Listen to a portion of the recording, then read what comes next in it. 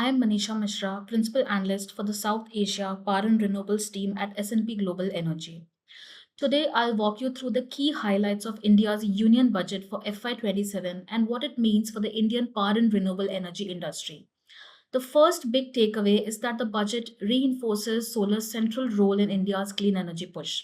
It has significantly increased allocations for solar across multiple programs. Funding for grid scale solar went up by around 80%, while rooftop solar under PM Surya Ghar program received a 22% boost. This is enough to support almost 12 gigawatts of new household level capacity. Meanwhile, the Kusum scheme saw a sustained allocation of 50 billion rupees after the 50% upward revision last year. This will again help reduce rural subsidy burdens and also speed up project executions. Apart from these programs, the government is also making it easier to manufacture solar modules in India by exempting key inputs from custom duties. The second big story is energy storage. The budget increased viability gap funding for storage projects by a massive 900% to 10 billion rupees. This signals a shift from pilot projects to commercial scale deployment. Custom duties on lithium ion cell manufacturing equipment and waste imports have also been reduced to zero. This again will give battery recycling a big boost and make the storage value chain much more cost competitive. The third major focus is coal, but this fuel's role is clearly evolving. Funding for the Ministry of Coal jumps from just under 5 billion rupees to over 35 billion rupees, with almost all of it going towards gasification projects. These projects are aimed at turning coal into higher value products like syngas, methanol, and ammonia. Switching to another key energy source, nuclear also got a good boost. R&D funding for nuclear nearly doubled to 24 billion rupees, and custom duties were also waived on equipment to support development of the technology and reduce cost.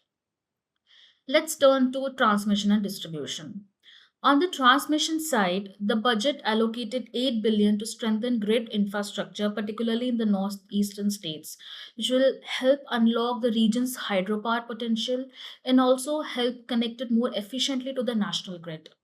At the same time, funding for green energy corridor was reduced by 20%, but this doesn't really indicate slower transmission expansion.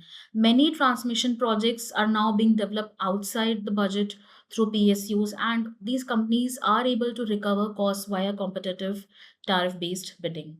On the distribution side, there is a strong focus on discom reforms. Funding for the reform linked distribution scheme was increased by 15%, which will again support stronger networks and reduce losses. Alongside this, the government is also helping discoms manage their debts through bond servicing support to PFC and REC.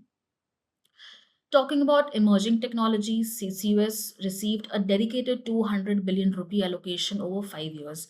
This funding is mainly aimed at pilot projects in hard to abate sectors like power, steel, and cement. Alongside CCUS, the National Green Hydrogen Mission received a modest funding this year, but the bulk of the spending is expected to happen in the coming years as projects move from planning to commission. Finally, the budget offers a tax holiday until 2047 for foreign cloud providers that use Indian data centers. With capacity to grow 4.2 gigawatt by 2030, this will further increase the power demand. Overall, the budget takes a very balanced approach.